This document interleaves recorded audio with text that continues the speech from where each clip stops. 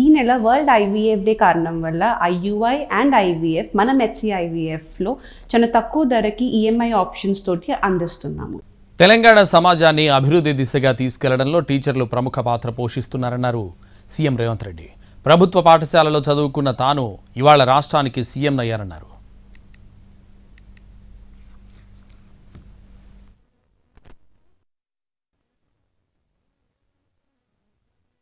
బలమైన తెలంగాణగా, అభివృద్ధి తెలంగాణగా, ఆర్థికంగా నిలదొక్కునే తెలంగాణగా మార్చాలి అంటే గ్రామీణ ప్రాంతాలలో, తండాలలో, గూడాలలో, మారుమూల పల్లెల్లో ఉన్న దళిత, ఆదివాసీ, గిరిజనుల, బీసీ పిల్లలు ఇవాళ చదువుకోవాలి.